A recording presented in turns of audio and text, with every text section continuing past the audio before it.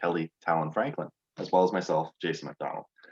So we have a little bit of an interesting discussion kind of planned today about some of the, I guess, shadow sides of trying to control for a couple of different issues. But maybe we'll start with an introduction today.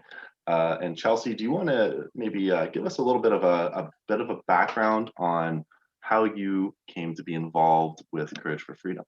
For sure. Yeah. So I'm Chelsea. I am a student at Seneca College in their social service work and immigrant and refugee program. And for my placement back in the winter semester, we did an online program in which I chose to kind of do an educational campaign on human trafficking. So I attended one of Kelly's webinars back in January, I think it was. And I thought that her presentation was wonderful. And I had been working really hard on a website and social media campaign that I was developing. And I just wanted some insight from someone who is a leader in the field. So I just reached out to Kelly for some perspective on what she thought about my project. And she thankfully offered me a role working with her team and kind of coming on and helping out in different ways that I could. So yeah, it was super awesome. And she's been a great help so far. Oh, and Kelly's always been a great help to students. It just reminds me of my first experience meeting Kelly and just randomly bumping into this lady in the hallway and asking her, what is going on here? Yeah, and I think that's one of the great things about this movement is that it's very youth welcoming. So, and Ishaan, I think you have a little bit of a unique background on this as well in terms of youth mobilization, I guess, within this field. And can you give us a little bit of information about some of the things that you're doing? Yeah, so I'm Ishaan Shaa. I'm 17 years old and I'm from London, UK. And in 2017, I founded Stolen Dreams, which is an anti-slavery and anti-human trafficking communications organization.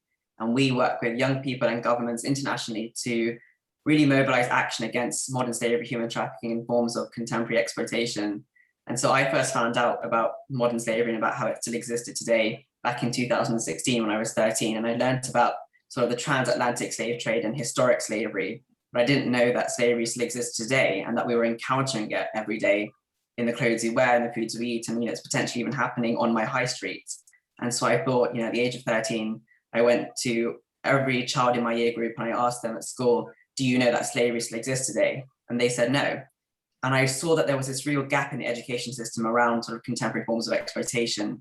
And that's where the idea for Stolen Dreams was born. And it's a website that's especially designed for young people. So the information is very simple in a way that they can engage with it, but it also provides them sort of a platform and the tools to transform that awareness into tangible action in their communities.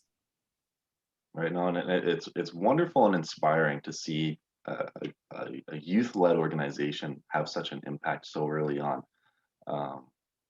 Yeah, and I guess this is kind of leading into what we're going to be talking about a little bit today, and kind of unpacking how this is all connected to I guess a larger global problem, which is what you've been talking about with modern day slavery. Kelly, what are, how is this connected? How does this international problem affect things that are happening in Canada? Well, first, I want to thank our guests for being here because they bring perspectives that we not only need to hear and listen to, but we need to allow to lead. And one of the things that's most important to me is that we're only ever one generation away from a movement being able to sustain itself. I'm old as dirt. You've heard me say that. Those that are listening have heard me say this. And for those that are joining us for the first time, I am a survivor of human trafficking and childhood sexual exploitation. But the stories that need to be told, the data and research that needs to happen, needs to be current to the actual statistics that are so underreported everywhere in the globe. But we have to look at the history of how we got here. And so that's why it's great to have these two on a cast today, to be able to talk about. Chelsea and I have had great conversations around what currently is being taught or allowed to come into our post-secondary institutions? Is it balanced teaching? Does it go back to the fact that there still is modern day slavery, or are they just pro movements that are trying to convince us that commodification is okay without addressing systems? And for Ishaan, I ran into him at the UN CSW 65 recently when he gave a glowing presentation, always in humility, pointing towards other colleagues that his organization is working with and looking for allied voices to start solution-based conversations at a young age about what supply chain is and what slavery of all kinds that has led us to human slavery and sexual exploitation of children and minors. So if I'm thinking straight, I think I brought these two together on a good cast, because we need to hear about how we're learning at speed, which is across the pond phrase that I loved in your bio. But, you know, we also have to be thinking about that socioeconomic fabric and what's allowing these things to continue to happen and dividing us instead of unifying us to look for policies and be pro-persons and be proactive about how we disintegrate the systemic oppression that's behind this, not just cover it over with a new popular fad that everybody's going to get clicks and likes for, and is afraid to stand for something that's going to take a lot of hard work, and instead take the easy road and just follow something popular, because if you don't, you'll get sniped. So that's why I think these two today are great in conversation. And the first thing I wanted to ask is my friend across the pond, who did such a smashing job at the UN. What happened when you were young to open your eyes to this issue? Did you journey somewhere globally? Was there a trip? Is there intersection with, you know, your anything about language or inheritance or hereditary cultural things that you were brought into the know about that inspired you to just want to learn more? Yeah, that's a great question. When I was born, I was born into a family that practices the faith of Jainism, and Jainism practically revolves around service to others and non-violence. And so from a very young age, I've been brought up being taught by my parents to always give back to the community. And so that's what we've been sort of, you know, growing up, that's all we've been doing. And I used to travel to India as well most Christmases, and we used to spend time with and play with and eat with and teach the children in the slums there. And so from a very young age, at least, I was exposed to mass poverty firsthand. And it's one thing sort of reading about it or hearing it on the news, but it's another thing actually being there and talking to those children and spending time with them. And, you know, these kids are the most happiest children I've ever met in my life. You know, they are just so giving, they're so humble, and they're so compassionate. And even, you know, I remember very, very vividly eating with them before, you know, they started eating. They would always offer us food first, and something as simple as that, and the attitude and the mindset that they have is just, it's just amazing. And I think being exposed to that and then learning about exploitation and how actually sort of one of the root causes is poverty, and sort of understanding, you know, I was 13 at the time, and I was learning that, you know, 1 in 4 victims of slavery are children. And so somewhere out in the world, there is a child just like me with probably the same ambitions, you know, and drive and dreams, but they're in exploitation and I'm not, and I've got a roof over my head. I have this access to privilege. I have the resources to do something about it. And I think it was a combination and accumulation of all of that that led me to really produce and create Stolen Dreams and work as best as possible in terms of tackling this issue. So when you hear conversations by those that are entitled or privileged more than others, not without judgment, who are saying it's somebody's right to freely commodify themselves, how does that make you feel, and what do you think? Without judging them back, I'm just asking you, after you've seen this from a different lens, What does that do to your thinking or your responses? I think it's this term privilege that people with a lot of privilege have an issue with. And I think, when you say to someone that you've got privilege, or when someone says to me that I've got privilege, it's not an attack, and we're not saying it in a bad way. We're just saying that, there are certain things that are easier for us, or perhaps even safer for us to do than others. And I think it's really about recognizing our privilege and then finding ways in which we can use it to help others and be a force of good. And I think that's something that, I've been taught from a very young age, and I've been very fortunate in that sense to have two parents who have brought me up in that way. But I think it's about sort of understanding that what privilege really means, and how actually we should all be using our privilege to help others. And in my instance, it's to fight for the freedom of others. That's incredible. Chelsea, do you have any comments back? Because you have attended post-secondary school, and I think you have actually heard and seen when people are exercising their privilege to say that things that intersect with sex trafficking and sexual exploitation as a choice sometimes is the topic of discussion in your classrooms.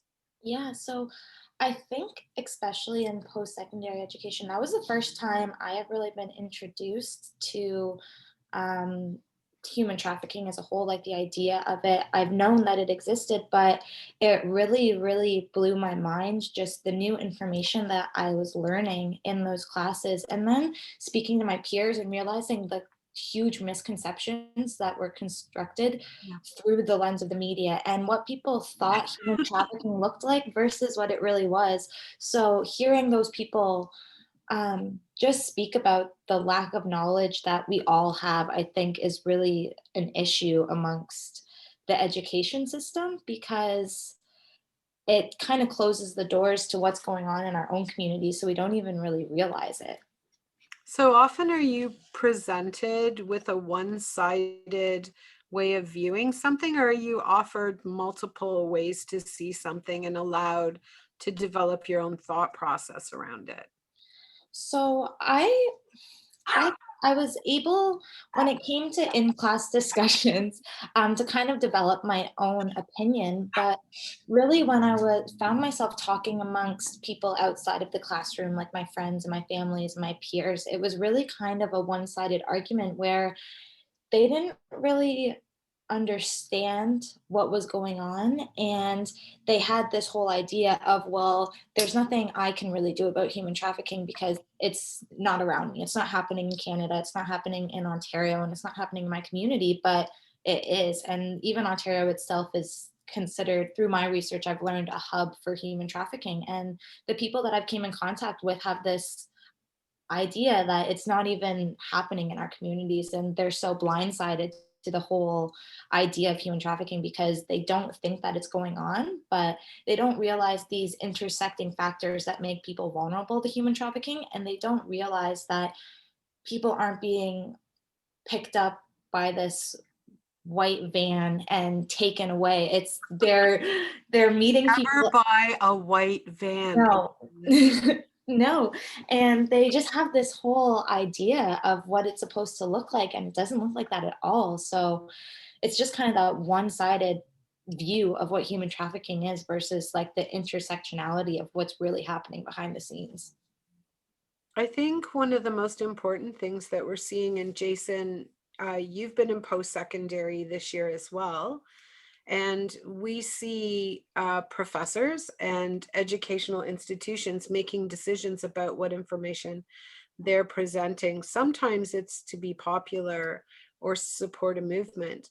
But one of the most important things that I understand from all three of you, and Jason, I'll give you a chance to respond, and then if you all kind of respond to this, one of the most important things we can do, and I know that each of us is trying to do, is to not just blast people with stats and data and make them aware, but to get underneath it and to understand why it's happening allows people to start processing, thought processing. That's where we can start having the conversations with even the youngest, like is happening across the pond. Even 8-year-olds can start. And so Jason, if you want to respond to kind of what what that means to you in context of educationally what you've experienced. And then if our friend from across the pond can talk about what it means to go into schools with 8, 9, 10, 11-year-olds and explain supply chain, and then tell them that that supply chain is their friend. This is the creativity that we're seeing. So go ahead, folks. Right. So, right. So I think I understand what you're getting at. And I think I've been fortunate to have a lot of really good mentors who understand that it's not just an abstract issue, and that they have done a lot of really good work that has made impact in the places that they have had the opportunity to I guess action things in.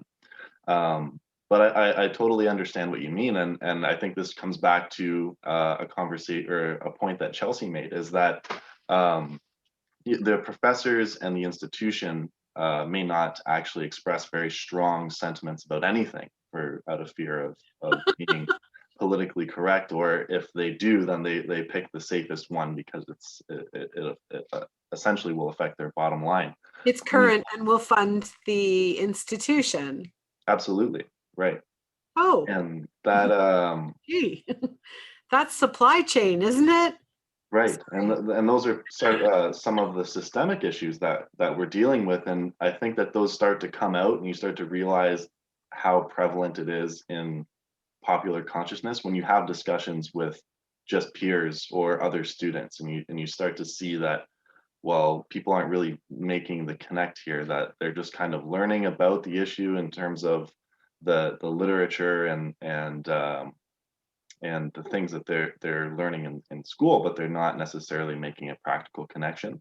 And I think that hopefully is something that can be changed. And I think Ishaan, some of the work that you're doing is really starting to seize on that, and inviting youth and our generation to perhaps have a more profound effect on that. Yeah, I think no, and I totally agree. And I think it's when I first started out and I was 13, and I was thinking, well, as a 13-year-old, I didn't even know what supply chain was. And I've been coming across products in the supermarket, in clothing stores, when I go to the Apple store, for example, and seeing all these products. And, for years I've been looking at them, and it's just the final product that we as young people see. And we don't understand that there are so many different complex processes involved. And those processes involve people, they don't involve machines. There are people, there are children working, toiling in factories or on fishing boats or on farms for hours on end and forced into a life of exploitation. And we don't see that part. We only see sort of the fancy new product on the shelf and the advertisements that H&M or Zara show us on our TVs or on Instagram or social media. And I think, going to a 7-year-old or an 8-year-old and telling them this is a supply chain, and seeing the shock on their faces. I didn't know clothes were made like this. I didn't know that this is how many processes were involved to make the final product. I didn't know that there were people involved. And then telling them that actually the workers in those supply chains are potentially treated very, very badly. And, you try to compare it to their lifestyle, they're not paid at all. Some of them are not fed very much. They are the same age as you, they could be in an education, they could be working towards their dreams and their goals, but they're not. They're making the clothes that, we buy from every day, that we desire at Christmas, or, that we don't look after, that we rip straight away and then we want a new one. And I think, seeing sort of them contextualize and process actually, what I'm telling them, and then seeing the way that they want to change their ways is just incredible. Every time I go into school and I talk to young kids, they start coming to me with solutions and saying, why isn't there a global police task force that goes around the countries and tells them off for using slavery? And, even from the age of 7, these are kids, critically thinking, problem solving, coming up with solutions to, one of the most complex and deeply rooted issues. Right. And that's just incredible. And that's why we need to start mobilizing young people in the fight against human trafficking, because they have fantastic ideas. They just need the support and the platform for their voices to be heard. Mm-hmm. So what would you tell us that we need to be doing across the pond here to start mobilizing, or better mobilizing, or how do we create space at the table for those already mobilizing that are youth? Because very often people start working in silos and get upset about what the silage is in everybody else's silos, instead of just worrying about what all that nutrition from all those silos could bring if we work together. So what would be one recommendation you can be, and by the way, everybody needs to see your TED Talk and go to your site, and they need to follow Courage for Freedom, and they need to be able to say, wherever we are in the globe, that we're in this together. How does that translate into helping? Like, I'm thinking, and correct me if I'm wrong, that, or if I'm way out in the field somewhere by myself, but I'm really thinking that if we are affecting 6, 7, 8, 9, 10-year-olds and giving them capacity to develop their critical thinking under the premise of serving other people before themselves, that we would be creating a community that might not be as readily accepting or as hesitant about engaging in prevention of human trafficking and child protection, that we might create less buyers of violent child sexual pornographic content or purchasing. I work in direct services. I have young girls since 2013 I've worked with who have told me, oh yes, he knew I was 12. They knew I was 12 when they sold me, but not only that, the buyers knew. So how do you think that could affect the future person if they were deciding to purchase another person for their own personal gratification?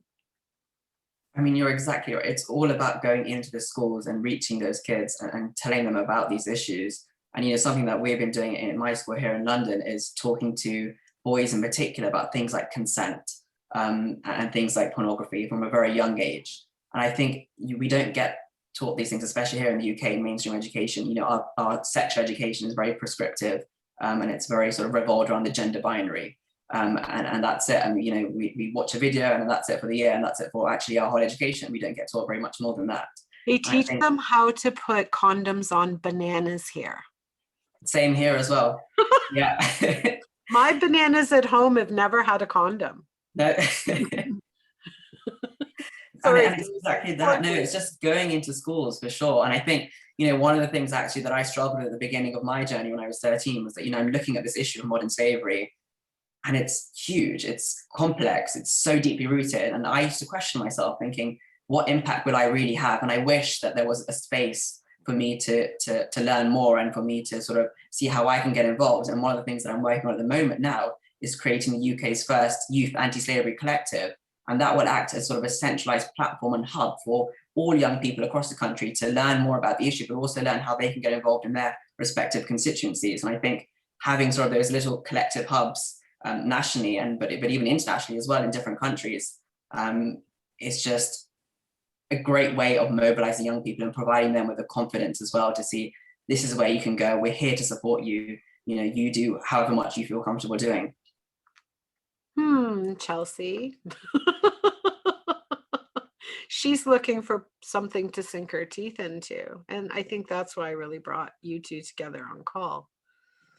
Well, maybe Chelsea, you're starting to see some of, I guess, the on the ground impacts of this system. And I mean, how do you see this play out? What is your understanding of the issue?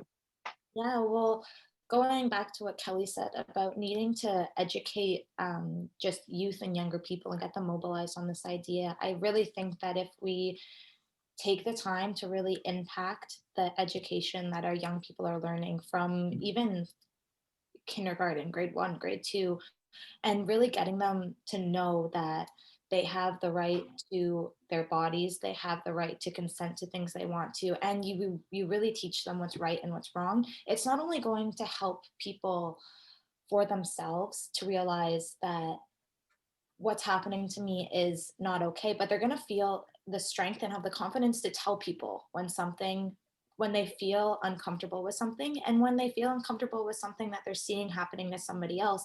And hopefully over generations, this will help not only stop people from being trafficked, but it will also help people realize that, like Kelly said, it's going to help stop the high numbers of buyers, because we're going to have this impact on young people where they realize that this is wrong and this is not what should be happening. And I don't want to take part in this. I don't want to know somebody who's taking part in this. And I think that if we really try to start educating people at a young age, it's going to have this long lasting effect where right now people aren't taught those things. I'm 22 and I was just learning about this in my post-secondary education. And if I was taught this from a young age, I would be able to recognize the signs immediately. I would be able to just have more knowledge on the situation, and so would people around me.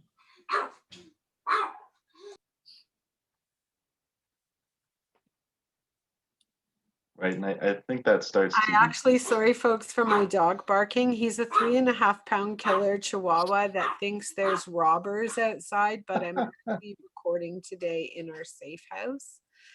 So he's just making sure everybody here's safe, and he thinks he's a German Shepherd. You know, I want to, if I can get this guy to be quiet, I want to circle back to this and make sure, Chelsea, that one of the questions that we need to be asking is not just what's morally right or wrong, but what socially and emotionally is the capacity of young people. Yeah. And instead of just making sure that this is, hey, I'm coming as the great and powerful Oz, I have all the answers for you kids, is instead just sharing historically what we have as real-time knowledge and data, qualitative and quantitative information, age appropriate to children, and then listening. I think that's the key piece that we're missing. We're also passionate about ending this that we're not really listening, and that the solutions get discarded unintentionally when we don't make space for people's brains to bubble up. So even with those kids that we say we need to teach these kids, we also, one of the things I've learned since 2013, when our charity flipped to do this work 180 miles an hour without apology, is that every day I'm learning. And I can tell you how much I learned when I was called in to speak to a 4-year-old. And I had to hear what a 4-year-old had gone through, what the media said, and what the child's information and their cognitive behavioral development understanding said they had been through were two different things. What we have to understand is that even if we provide all the education to young persons who this can happen to, we have to create the next generation that isn't buying. Because out of the 350 young persons, or I think it's well over that by now, that I've had the privilege to work with since 2013, there is not one that doesn't feel ashamed that they had kind of heard about this, should have known better, that it was their responsibility. And I don't believe that. I believe as society, we failed them as the adults. right. And that really seizes on the systemic quality of this, and that even people who are fully aware of what this issue looks like can still fall victim to it because it's beyond their control until the larger group of us decide that we're not going to let this happen anymore. I also noticed too, when it comes to the media's perspective of human trafficking, they never really focused on the buyers themselves. They are always so centered on either the victim or the seller rather than the buyer itself. And I think that that's also something we need to focus on, because these traffickers would not have their trafficking to do if there wasn't buyers on the other end. And we need to start highlighting those people as well, and like realizing that there's a third party in this as well. Absolutely. And I think you're bringing up a really critical point there about, and we keep mentioning it, the media is a part of this, right? And oftentimes, and I think there's an incredibly relevant example of it in the news right now, the media will not report on this issue because it's not politically palatable. There's the headline today should be that 250 children were found dead under or in those Kamloops residential schools, right? But it's not, and it took 250. more than a day for the CBC to bring that up to the front page of their website. Yeah. Like I think that just really highlights how disinterested or dishonest the media has been about some of these aspects of exploitation.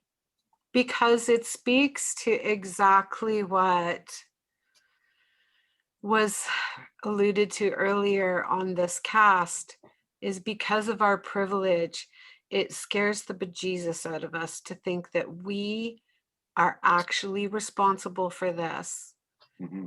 and complicit because of our privilege. That we don't, I do not have a child in the ground in that residential school because it was never part of me being outside my white privilege in the country of Canada, in my demographic privilege, in my socioeconomic privilege. And for those of you that are listening, I have a biracial son that's Jamaican Canadian. And I enjoyed privileges his mom that he never did, just because I looked different than he did. I was never pulled in my car for the color of my skin. I was never followed around a store because someone thought I was shoplifting because of my heritage or my look. Acknowledging that I do not have relatives that were found in the ground. And by the way, if you guys don't know, there were 250 unmarked graves found in Canada of residential school children recently. And that's what Jason's talking about, that because of our privilege, and it was said so well by our podcaster, that when we don't declare our privilege, we're part of the problem. None of us spoke to this. So we have to allow space to have these conversations and not feel ashamed of our privilege, but acknowledge that it created an unlevel playing field and pain and trauma for other persons. That's important. And I think it's so important that that's what you're teaching children in school, that because of what we get to enjoy, we have to understand how that affects others. I would say to us in first world countries that are being so pro in a lot of regards, how is that going to affect third world countries that don't have the privilege to make the choices about commodifying themselves? What are we really doing? Are we serving ourselves as a global population? Are we only thinking about what's good for us and what our rights are? So I think that deserves some answers. And what's happening out there that's hopeful? Sorry, that's a really charged question to lay on everybody, but I know there are answers bubbling around in your head, and definitely here with Courage for Freedom, we're not looking for political correctness. We're here to listen to you. Well, and I'm sure between the two of you, Ishaan and Chelsea, you've seen how this is playing out, and Ishaan, you've had the opportunity to see how it's affecting other countries. I mean, what links do you see between what goes on in the West and the rest of the world? Yeah, I think that notion of choice that Kelly you were talking about as well is quite an interesting one to explore. I think, we sitting here in the West and in the UK, for example, with our very privileged lifestyle, we have a lot of choices to do what we want. We have the freedom and the choice to choose what to have for breakfast, for example, or to choose, if we want to leave a job that we're in, we can go to a new one. And I think one of the things we don't understand is that people in sort of developing countries in India and Bangladesh and Nepal, who are then who fall into a life of exploitation, it's because they don't have any other choice. And that's because of those systemic issues that are embedded into the socioeconomic fabrics of our societies, including poverty, gender inequality. We're talking about the gendered impact as well of human trafficking, and that from birth, women and girls have the odds stacked against them. They don't have that choice. And so they are forced to marry, or they are forced into life of exploitation in factories, for example, because they don't have that economic independence from their husbands, for example.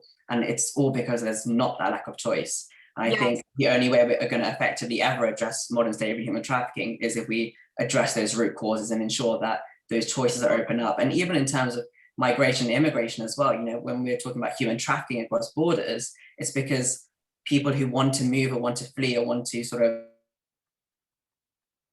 settle somewhere else, they don't have that choice of safe travel. And so what we're seeing in the UK as well now is that the current Conservative government is trying to push through sort of an overhaul of the immigration system and very sort of anti-immigrant and hard border policies to justify their way of tackling human trafficking, when in fact we've seen that actually the smugglers in Calais are actually saying thank you to the government, because they're inviting the rates of human trafficking to increase, and they're making their job a whole lot easier as well. And it's all down to that lack of choice that people don't have. And so they fall into exploitative practices, or they are forced into very, very traumatic livelihoods. And that often is passed on to generations as well, as we see through debt bondage, for example. And their kids and their kids and their kids are trapped in this sort of vicious cycle of exploitation. Generational. Exactly. We have started to actually have a good conversation with a lot of my colleagues that are working on this in Canada, from all different demographics and types of NGOs and stakeholders and parliamentarians to industry sectors, to say to ourselves, look, a lot of those, Canada is an incredibly rich nation with respect to being immigrants, all of us except our first persons. And so when we look at that, I think we haven't been listening sometimes when we're working with populations that have come from different places where it's been normalized in their cultural experience to be trafficked. We're starting to understand conversationally that there's some demographics that if they're coming to Canada, and I'm not speaking that everyone's the same, but it's coming to light because we are listening and asking in conversation, that they came expecting to be trafficked here, but just make more money. They came that it was okay for their cultural norm, that this was part of their society because of their socioeconomic stuff and their fabric of their socioeconomics in their country, that they just come from a place where this is accepted. And so we're also learning that we have to have those conversations to be able to dialogue back and forth, to say, no, as Canadians, we don't believe that you should, and you are now in Canada, and we agree that it is our civic duty to protect you from having no choice but commodification. And that's a hard conversation to have. I'm braving it because I'm hearing. And what I'm hearing is, this is the way we always did it back in our country. This is what we're doing. And you need to support me. And I'm saying, shame on us, Canada, that that's their only option. Really, shame on me that I am not advocating and forcing legislature that takes that as a decision off their table, because there's provision of basic wage and childcare and care and medicine and all of those things. That's a huge conversation. And I can tell you that hearing you speak at the UN brought this up to me when I intersected with people from all over the globe who are concerned about this. Yeah, I feel like Debbie Downer. But then again, I can tell you that currently I have two young persons that immigrated, one from Iraq and one from Syria. And to have to put myself in a position that I'm not their expert. I'm an expert in this issue to help exiting and care and trauma, but I'm not their expert for what they need. And to ask for their assistance to help me embrace their cultural understanding, and then be able to go back and work, trying to speak to a 14-year-old's family about this, that thought they were coming to Canada for a better life, and this is what happens to their daughter. And their response is send her back home because she's tainted. All of a sudden changes our whole response as Canadians. Why did we bring them if we're not able to protect these kids? So sorry, I'm going to get emotional about it, but it intersects every single religion and language community and ethnic community and gender community and socioeconomic community differently. And that's why it requires multiple creative solution, action-based responses. And that's why young people need to be part of it. So what should we think about for tomorrow? Because this all starts tomorrow. What can we do tomorrow? Who can we bring into the conversation? Who else do we need to link to that you know? Who else can you introduce us to? And how do we move the dial? So I think that's an important question for those that are on call with us. We already have our ideas. We've created a national project because we know people are on this issue. They're at, I'm going to say this till everybody's saying it too. People are either at page 1 or they're at page 250 on this issue, and then they're everywhere in between. We have to unify people to just decide on one collective to start on and allow the collaboration to grow, regardless of they're doing it our way or not. When we add our voices and crowd populate demand, we push governmental will to move the dial. So what would you suggest? What have you heard? What's next? What are you thinking of trying or doing or working on now? I'll go. I guess too, just thinking back to when you were talking about our duty as Canadians, I think a really good place to start is by working within settlement agencies in Canada and making one thing I've learned in my program as like in the social service worker position is that not only when it comes to human trafficking, but in the immigration and settlement services themselves, there's a lack of information provided to immigrants and newcomers coming into Canada. And we need to work as a whole to make these services available and accessible to all different and culturally friendly to all different immigrants and newcomers to Canada, because they are unaware of so many of their rights. And just like you said, they come here with this ideology that this is what they're used to in their home countries. So they just came to Canada to make more money, but things might not change in the ways that they think. Or to be safe, or not to be living in a police state, or to have opportunity. Every single person I've ever talked to, ever, and I lived in Toronto, so it's a place where I enjoyed many cultures and many experiences. Everybody knows I'm a foodie. Now that I'm talking, I want to go have roti. So, but my experiences were not listening.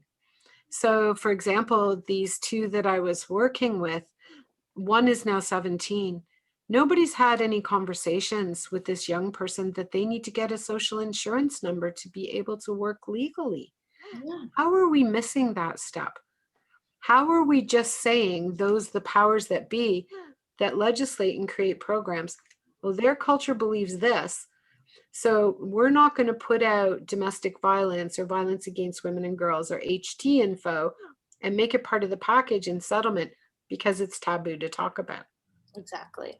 And we need to make those not only accessible, No, but I just don't think we need to make it. I think we need to give opportunity to settlement communities to develop it themselves. Yeah, exactly. We get away again from the great and powerful laws. Yeah. So looking to build those alliances in those communities with somebody that might have lived experience or a passion to work in this field. that's actually what we're doing with Courage for Freedom. And we're handing them all our intellectual property. Right now, we're working on it for 2022, for every single thing that we've ever done to be translated into Arabic, Urdu, Farsi, Somali, Punjab, and dialects of Sikh, just to start. Giving it to their communities and looking for their leaders to help them develop it to reach their community. I can't be them, but I can ally with them and help them to see their path to grow and develop. That's what I really believe. And I think if every single post-secondary person starts taking that conversation back, we're used to speaking privileged language. We need to. No, I would like to offer. Is there anybody that's interested in developing some intellectual property or social media posts? And actually what's really funny is, Chelsea, you're getting dropped with all the French posts in 2 weeks. And then what's following is Arabic for our whole movement.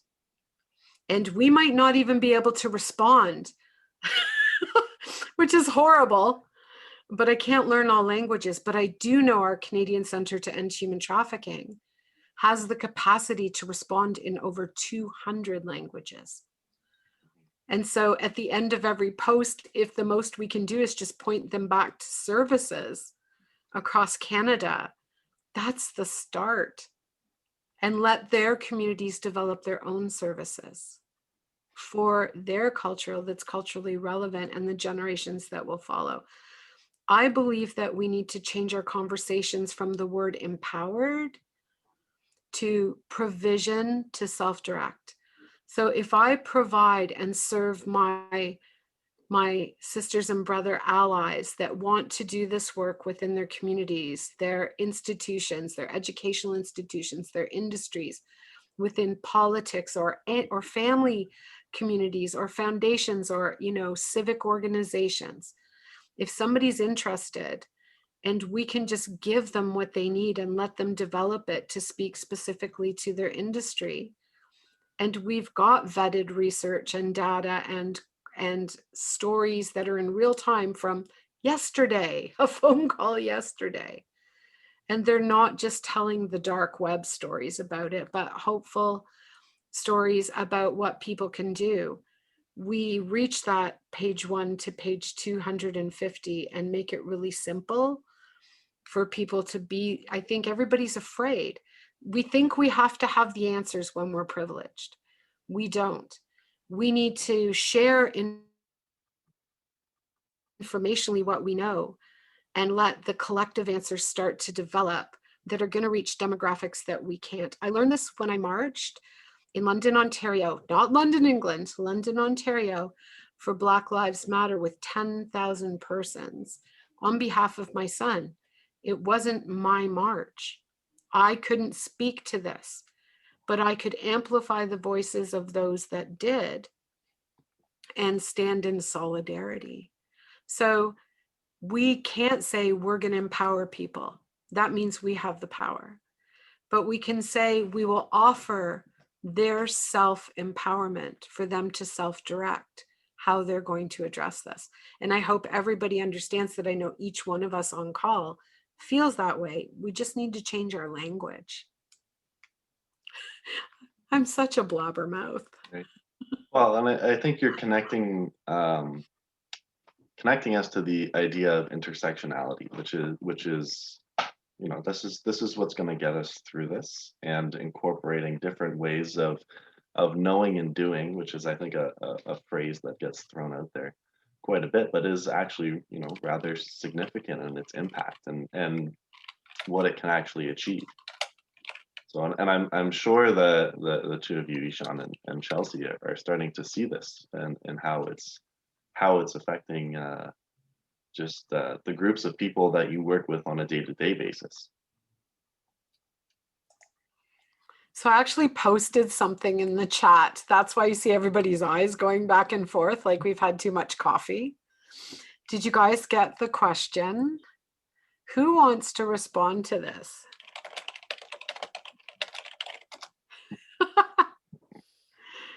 Jason might respond to this about having to podcast with me. True story. Oh dear.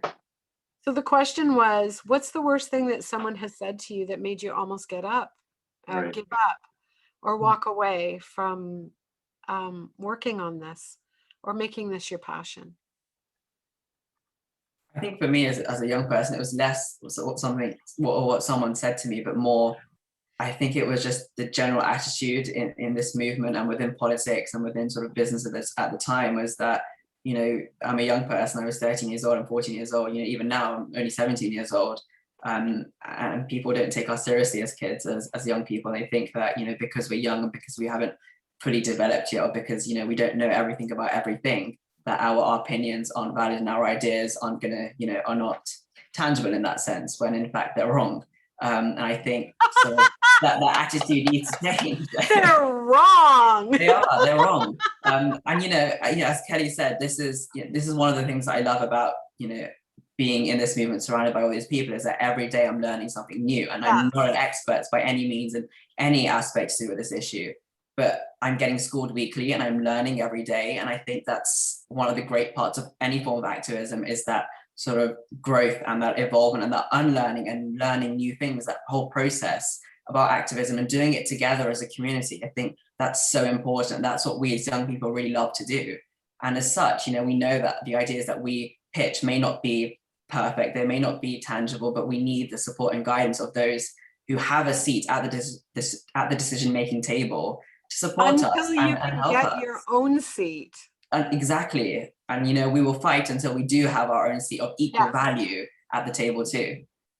And I encourage others that are just seat warmers or bench warmers and have those seats, could you move over so young people could take your seat? They will honor what you pioneered, but sometimes it's time to hand the plow over.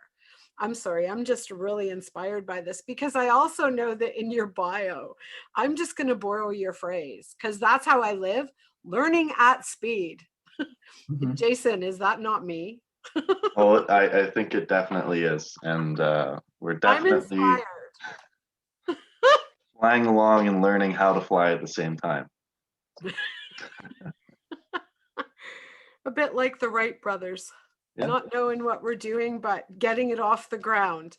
Right. Well, and that's definitely part of it. I mean, there has been a lot of, you know, over the last decade or two, there has been a shift back towards talking about these issues and social justice that did not exist, you know, maybe 30 years ago, but we had been engaged with previously, but somehow lost our way or our voice, and it's only now starting to come back up. And I have seen a lot of fantastic and inspirational things, and to kind of call back to that Black Lives Matter protest, I think that was probably the largest event that has ever happened in London. I could not believe how many people during COVID.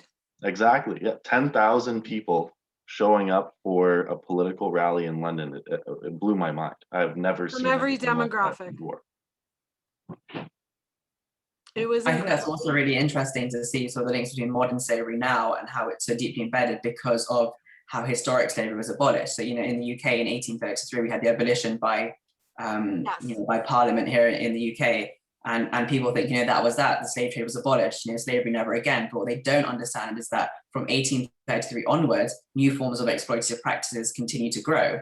Yeah. And so that has now led to, you know, the contemporary forms of exploitation that we see today, really deeply embedded in those socioeconomic fabrics. And to see that link and that shift, you know, modern slavery isn't a new issue. And there have been people who have studied this issue for decades. You know, we have experts and academics who have, you know, done research papers and done so much on this issue for so long. And you know, I'm relatively new to this space and to this movement.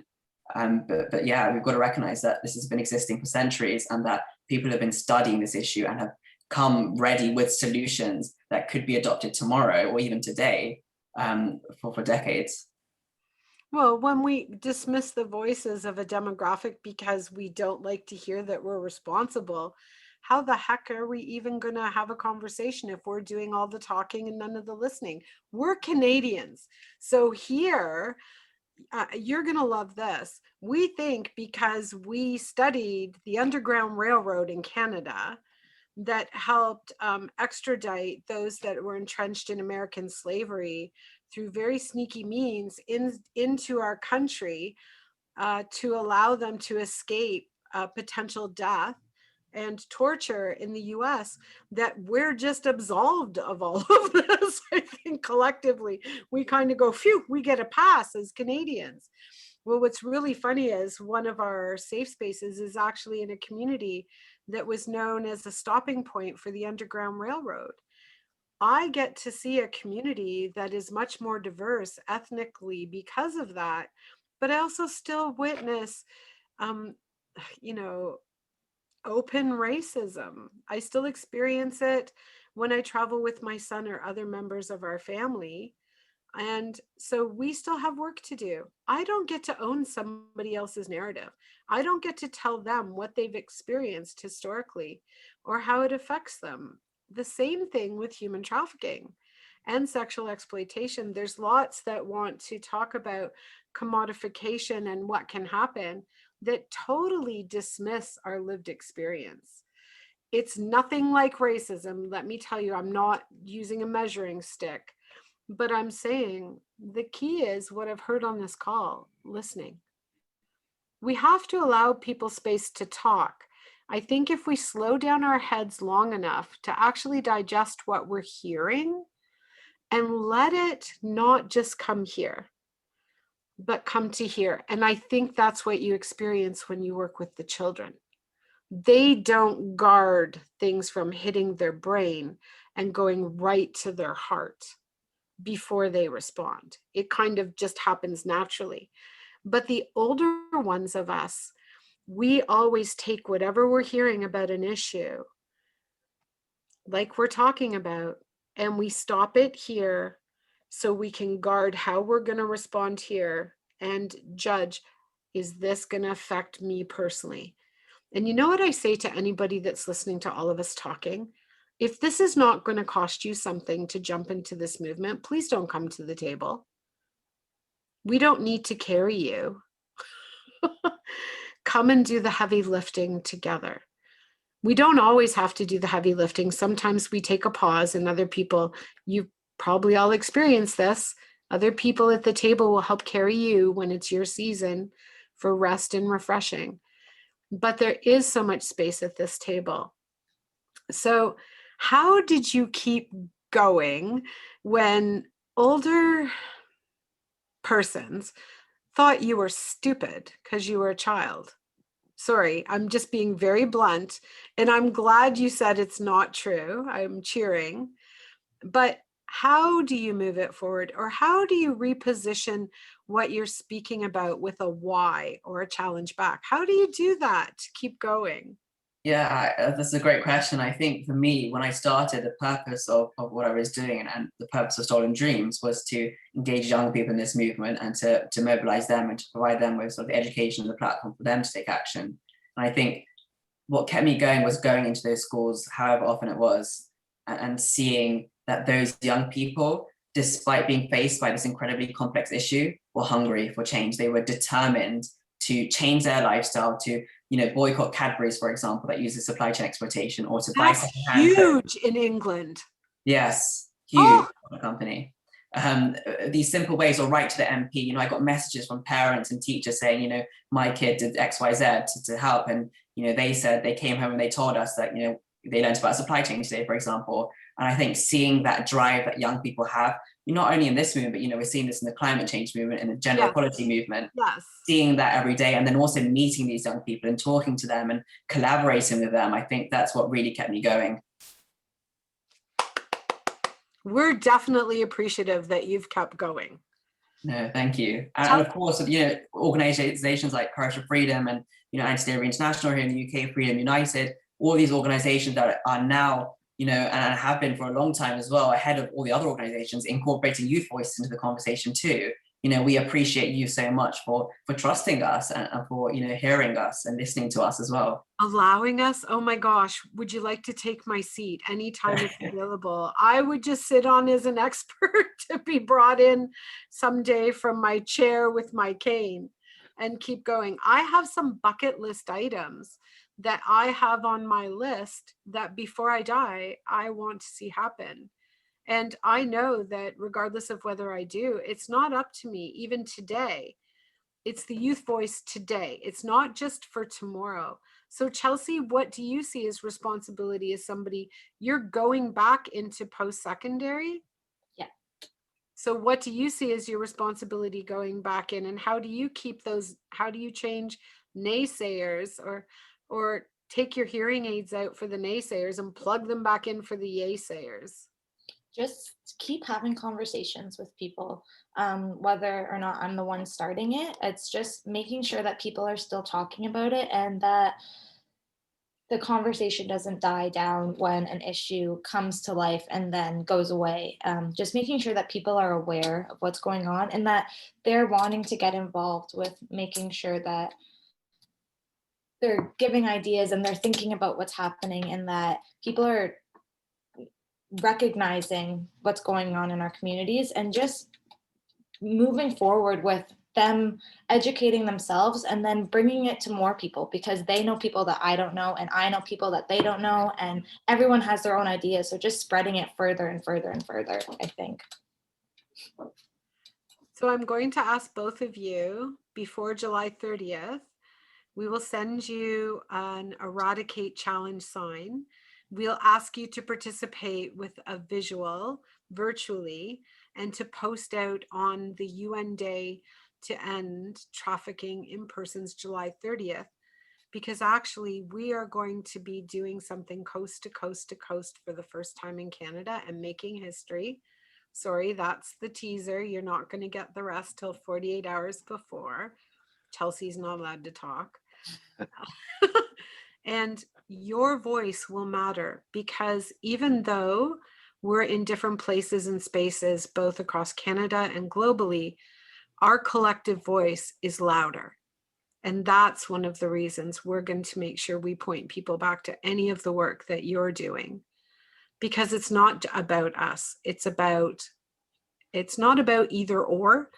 With us, it's and also. Look at Jason. That's a wonderful way to put it. I do very much like that phrase. Yeah, but this has been a really fantastic conversation, and we've really touched on a lot of items here that, I think that we've been kind of flirting with over the past few episodes. And flirting, what a great word, Jason. We're real people here, folks. But yeah, no, but it's fantastic to have such great insight into the systemic issues that are causing this problem to continue to grow and fester in our country. I think that's so Ishaan has also provided me with a good book list, and if you follow our socials, they're there. But if you go to our socials, you can connect to his socials because we're actually friends. I know, don't faint. But somebody that's reading, has time for academia, can point to things that cause us to all keep thinking. Not like students need more to read, but when you're reading for your own knowledge, it's so different.